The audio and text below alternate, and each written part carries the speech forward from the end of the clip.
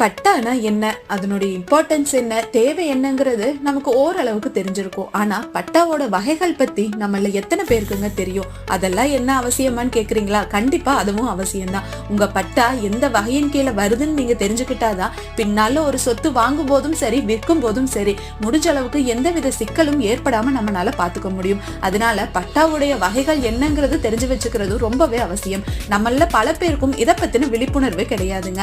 இந்த வீடியோல பட்டாவுடைய முக்கியத்துவம் என்னங்கிறது மட்டும் இல்லாம எத்தனை வகையான பட்டா இருக்கு, அதனுடைய முக்கியத்துவம் என்னங்கிறத பத்தியும் முழுசா பார்க்கலாம். வீடியோக்குள்ள போகிறதுக்கு முன்னாடி நீங்க எங்களோட எனக்கு தெரியும் உனக்கு தெரியுமா சேனலுக்கு ஃபர்ஸ்ட் டைம் வரீங்கன்னா மறக்காம எங்க சேனலை சப்ஸ்கிரைப் பண்ணுங்க.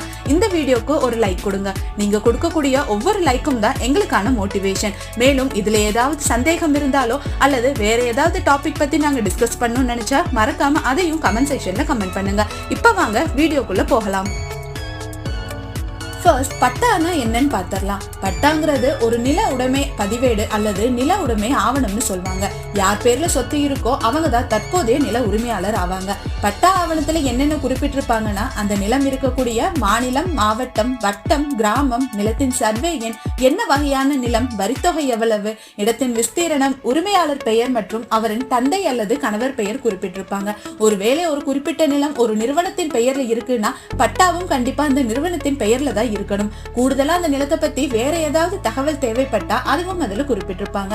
இப்ப பட்டாவோட வகைகள் என்னன்னு பாத்திரலாம். நம்ம ஆரம்பத்துல சொன்ன மாதிரி கிட்டத்தட்ட 8 வகையான பட்டா இருக்கு. முதல்ல யூடிஆர் பட்டா, தோராய பட்டா அல்லது தூய பட்டா, ஏடி கண்டிஷன் பட்டா, நில ஒப்படை பட்டா, டிஎஸ்எல்ஆர் பட்டா, அடுத்தது 2C பட்டா அல்லது மரப்பட்டா அல்லது தூசு பட்டா, கூட்டு பட்டா மற்றும் தனிப்பட்டா. இதுதான் நம்ம சொன்ன 8 வகையான பட்டா. இப்ப ஒவ்வொன்றும் பத்தி தனித்தனியா பார்க்கலாம் வாங்க. முதல்ல நம்ம குறிப்பிடக்கூடியது யூடிஆர் பட்டா. இந்த யூடிஆர் பட்டாங்கிறது என்னன்னா, நில உரிமை ஆவணங்களை முறைப்படுத்தி ரிசர்வே செஞ்சு அனைத்து கிராம நிலங்களுக்கும் நேர்ல போய் கள விசாரணை செஞ்சு கிட்டத்தட்ட மிகப்பெரிய அளவுல 1979 இருந்து 1989 வரைக்கும் தமிழகம் முழுவதுமே ரெடி பண்ணப்பட்டதுதான் இந்த யூடிஆர் பட்டா. இது எல்லாத்தையுமே கணக்கெடுத்து கம்ப்யூட்டரைஸ் பண்ணாங்க. அதாவது மேனுவல் ஆவணங்கள் எல்லாமே கம்ப்யூட்டரைஸ் பண்ணப்பட்டதுல இருந்து இப்ப வரைக்கும் இந்த யூடிஆர் பட்டாவை அடிப்படையா கொண்டுதான் எல்லா ரெஜிஸ்ட்ரேஷனுமே நடக்குது. ஆனா இப்ப எல்லாமே ஆன்லைன்ல அப்டேட் செய்யப்பட்டாச்சு. ஆனா இப்பவும் சொத்து பரிவர்த்தனைகளுக்கும் சரி, பெயர் மாற்றம், சர்வே எண், உட்பிரிவுன்னு பெரும்பாலும் எல்லாமே இந்த பட்டாவை அடிப்படையா கொண்டுதான் எல்லா நிகழ்வுமே நடந்துகிட்டு இருக்கு. ரெண்டாவதா நாம பார்க்க போறது தோராய பட்டா மற்றும் தூய பட்டா. இந்த தோராய பட்டா மற்றும் தூய பட்டா ரெண்டுமே கிட்டத்தட்ட ஒரே தன்மை கொண்டதுதான். பல்வேறு சூழ்நிலைகள் மற்றும் அடிப்படைகள் ஆகியவற்றை காரணமா கொண்டு ஒரு குறிப்பிட்ட இடத்துல வசிக்கிறவங்களுக்கு தோராய மற்றும் தூய பட்டாங்கிறது அரசால வழங்கப்படக்கூடியது. தோராய பட்டா அப்படிங்கிறது என்னன்னா, இப்ப ஃபார் எக்ஸாம்பிள் ஒரு நத்தம் புறம்போக்கு இருக்குன்னா அந்த நத்தம் நிலத்துல இருக்கக்கூடிய ஏரி, குளம், வீடு, தெருன்னு எல்லாத்தையுமே ஃபர்ஸ்ட் பிரிச்சு வரைபடமா உருவாக்குவாங்க. அதுக்கப்புறமா அங்க இருக்கக்கூடிய இடங்களுக்கு புதிய சர்வே எண்களை கொடுத்து நத்தம் நிலவரி திட்ட பட்டாவா அளிக்கப்படும். இப்படி அளிக்கக்கூடிய பட்டாவுல இருக்கக்கூடிய பெயர், அளவு ஆகியவற்றில ஏதாவது திருத்தங்கள் இருக்குன்னு கண்டறியப்பட்டு தெரிவிக்கப்படும் நிலையில தக்க திருத்தங்கள் மேற்கொள்ளப்படலாங்கிற அடிப்படையில அது தோராய பட்டான்னு சொல்லப்படுது. அதாவது ஒரு பிழை இருந்தா அந்த பிழைகளை திருத்துவதற்கு கால அவகாசம் கொடுத்து வழங்கப்படக்கூடிய இந்த பட்டா தான் தோராய பட்டா. இது ஒரு தற்காலிகமான பட்டா தாங்க. இதை நீங்க எப்பவுமே யூஸ் பண்ண முடியாது. அடுத்து தூய பட்டா அப்படின்னா என்னன்னா, மேற் சொல்லப்பட்ட தோராய பட்டாவை வாங்கினவங்க அதில் இருக்கக்கூடிய அளவு பிழைகள் மற்றும் திருத்தங்கள் ஏதாவது இருக்குதாங்கிறத நிலத்தை அளந்து சரிபார்த்து தகவலை நீங்க தெரிவிக்கணும். அதுக்கப்புறமா முழு விவரங்களுடன் திருத்தங்கள் சரி செய்யப்பட்டு நத்தம் நிலவரி திட்ட தூய பட்டாங்கிறது உங்களுக்கு வழங்கப்படும். இந்த 2 பட்டாக்களுமே மேனுவலா தயார் செய்யப்படுறதோட பட்டாவோட பின்னால தக்க அளவுகளுடன் நிலத்தின் வரைபடமும் இருக்கும். இந்த தோராய பட்டா பெறப்பட்ட குறிப்பிட்ட கால அவகாசத்துக்குள்ள பிழைகளை திருத்தப்பட்டு நீங்க தூய பட்டா வாங்கிக்கிறது ரொம்பவே அவசியம். மூணாவதா நம்ம பார்க்கக்கூடியது ஏடி கண்டிஷன் பட்டா. இந்த ஏடி கண்டிஷன் பட்டா பொதுவா பழங்குடியினர் மற்றும் ஆதி திராவிடர்களுக்கு மட்டுமே வழங்கப்படக்கூடியது. இந்த கண்டிஷன் பட்டாவில் இருக்கக்கூடிய நிலத்தை குறிப்பிட்ட காலத்திற்கு யாரும் விற்க கூடாதுங்கிற அடிப்படை கண்டிஷனோட தாங்க கொடுப்பாங்க. உபரியா இருக்கக்கூடிய நிலத்தை மனைகளா பிரிச்சு நிலமில்லாத பழங்குடியினர் மற்றும் ஆதி திராவிடர்களுக்கு தான் இதை கொடுப்பாங்க. இந்த பட்டாவை யார் வாங்குறாங்களோ அதில் அவங்களோட போட்டோவோடு சேர்ந்து தனி வட்டாட்சியரோட கையொப்பமும் இடம்பெற்றிருக்கும். இது மேனுவல் பட்டாவாதாங்க இருக்கும். இந்த பட்டா பொதுவா பெண்களோட பெயர்ல மட்டும்தான் வழங்கப்படும். மேலும் விவசாயம் செய்வதற்கு நிலமில்லாத ஆதி திராவிட மக்களுக்கு 1 ஏக்கர் வரைக்கும் விவசாய நிலமும் இந்த பட்டாவின் அடிப்படையில வழங்கப்படும். அடுத்து 4வதா நாம பார்க்க போறது நில ஒப்படை பட்டா, அதாவது அசைன்மெண்ட் பட்டான்னு சொல்வாங்க. வீட்டு மனைகள், விவசாய நிலங்கள் போன்றவற்றை பொருளாதாரத்துல பின்தங்கிய அனைத்து பிரிவினருக்குமே அரசு இலவசமா ஒப்படைக்க கூடியதுதான் இந்த ஒப்படை பட்டாங்கிறது ஆகும். குறிப்பா முன்னாள் ராணுவ வீரர்கள், பிற்படுத்தப்பட்ட ஏழை மக்கள், பொருளாதாரத்தில் நலிவுற்றவர்கள், 3ஆம் பால் இனத்தவர்கள் மாதிரியா இருக்கிறவங்களுக்கு அரசு நிலங்களை இலவசமா கொடுக்கும். அதனை நில ஒப்படை பட்டான்னு சொல்வாங்க. இதுலயும் குறிப்பிட்ட ஆண்டுகளுக்கு மேலதான் நீங்க இந்த இடத்தை விற்க முடியுங்கிற கண்டிஷன் அடிப்படையில தாங்க இந்த பட்டாவும் வழங்கப்படும். அந்த கண்டிஷன்ஸ் எல்லாம் முடிஞ்சதுக்கு அப்புறமுமே கூட நீங்க வருவாய் துறையில நோ அப்ஜெக்ஷன் சர்டிபிகேட் வாங்கினா மட்டும்தான் அந்த குறிப்பிட்ட ஆண்டுகள் முடிஞ்சதுக்கு அப்புறமுமே கூட உங்களால அந்த இடத்தை விற்பனை செய்ய முடியும். இந்த பட்டாவை டி கார்டு கண்டிஷன் பட்டான்னு சொல்வாங்க. அடுத்து 5வதா நாம பார்க்க இருக்கிறது TSLR பட்டா.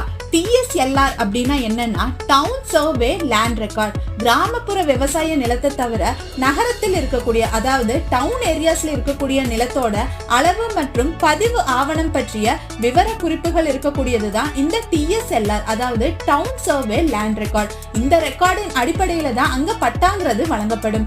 நகராட்சி மற்றும் மாநகராட்சி பகுதிகளில் இருக்கக்கூடிய நிலங்களை துல்லியமா சர்வே செஞ்சு அங்கு குடியிருக்கும் மக்களுக்கு வழங்கப்படும். பொதுவா இந்த கிராம பகுதிகளில் இருக்க பட்டாவிற்கும் நகர பகுதிகளில் இருக்க பட்டாவிற்கும் இருக்கக்கூடிய வித்தியாசம் என்னன்னா, டவுன் ஏரியாஸை பொறுத்த அளவுல ஒவ்வொரு சதுர அடியுமே ரொம்ப ரொம்ப மதிப்பு மிக்கது. அதனால அங்க எரருங்கிறது ரொம்ப ரொம்ப குறைந்தே காணப்படும். ஆனா கிராம பகுதி சர்வேக்களை தோராயமா தான் கணக்கிட்டு இருப்பாங்க. ஏக்கருக்கு 5 சென்ட் கூடுதல் குறைதல்ங்கிறது இருக்கலாம். அதனால அதிக துல்லியமும் எச்சரிக்கை உணர்வுடனும் இந்த டவுன் சர்வே லேண்ட் ரெக்கார்ட் அடிப்படையில வழங்கக்கூடிய பட்டா தான் TSLR பட்டா. அடுத்து 6வதா நாம பார்க்க இருக்கிறது 2C பட்டா அல்லது மரப்பட்டா அல்லது தூசு பட்டான்னு சொல்வாங்க. இந்த பட்டா எதற்கு வழங்கப்படுதுன்னா, அரசு நிலத்துல இருக்கக்கூடிய புளிய மரங்கள், பனை மரங்கள் மாதிரியான கனி தரும் மரங்களை பராமரிக்கவும் அவற்றை அனுபவிக்கவும் ஒருவருக்கு உரிமை அளித்து வழங்கப்படக்கூடிய பட்டா தாங்க இந்த 2C பட்டா. இது ஏன் 2C அப்படின்னு அழைக்கிறாங்கன்னா, 2ஆம் நம்பர் கிராம கணக்கு புத்தகத்துல C பதிவேட்ல குறிக்கப்பட்டிருக்கும். அதன் காரணமாக இதை பொதுவா 2C பட்டான்னு சொல்வாங்க. இதுவே காலப்போக்குல பேச்சு வழக்குல மருவி தூசு பட்டான்னு மாறிடுச்சுங்க. இத மரப்பட்டான்னு சொல்வாங்க. அடுத்து 7வதா நாம பார்க்க இருக்கிறது கூட்டுப்பட்டா. கூட்டுப்பட்டாவில 1க்கும் மேற்பட்ட நில உரிமையாளர்கள்ங்கிறது இருப்பாங்க.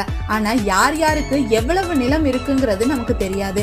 யார் நிலம் எங்க இருக்குங்கிறதும் நமக்கு தெரியாதுங்க. இப்ப ஃபார் எக்ஸாம்பிள் ஒரு 100 சென்ட் இடம் இருக்கு, அதுல 4 பேருக்கு கூட்டுப்பட்டாவா இருக்கு அப்படின்னா 4 பேருக்குமே சரிசமமா 25 சென்ட் இடம் இருக்கணும்னு எந்த அவசியமுமே கிடையாது. ஒருத்தருக்கு அதிகமாகவும் இன்னொருத்தருக்கு குறைவாகவும் இருக்கலாம். ஆனா அனைவருக்குமே ஒரே மாதிரியான பட்டா தான் கொடுக்கப்பட்டிருக்கும். உட்பிரிவு செய்யாம இருக்கக்கூடிய நிலத்தை எல்லாத்தையும் ஒண்ணு சேர்த்து அனைவருக்குமே ஒரே பட்டாவா கொடுக்கக்கூடியதுதான் இந்த கூட்டுப்பட்டா. இப்ப நீங்க ஒரு ப்ராப்பர்ட்டி வாங்குறீங்கன்னா அதுல கூட்டுப்பட்டாவா இருந்தா அதுல சிக்கல் அதிகங்க. முடிஞ்ச அளவு கூட்டுப்பட்டாவா இருக்கிற ப்ராப்பர்ட்டினா அதை தனிப்பட்டாவா மாத்தினதுக்கு அப்புறமா இந்த ப்ராப்பர்ட்டியை வாங்குங்க.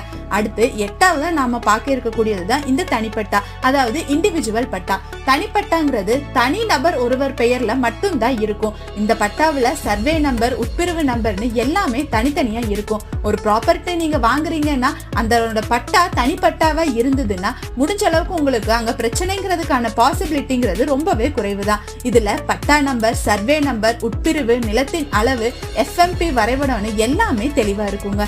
இதுதான் நாம இன்னைக்கு சொல்ல இருந்த 8 வகையான பட்டா. இப்போ உங்களுக்கு இதை பத்தின ஒரு கிளியர் ஐடியா கிடைச்சிருக்கும் நம்புறேன். இதுல வேற ஏதாவது சந்தேகங்கள் இருந்தா அதையும் மறக்காம கமெண்ட் செக்ஷன்ல கமெண்ட் பண்ணுங்க. முடிஞ்ச அளவு அதுக்கு பதில் கொடுக்க முயற்சி செய்யறோம். இந்த வீடியோவை உங்க ஃப்ரெண்ட்ஸ் அண்ட் ஃபேமிலிக்கு மறக்காம ஷேர் பண்ணுங்க. அவங்களுக்குமே இது ஹெல்ப்ஃபுல்லா இருக்கும். தேங்க்யூ.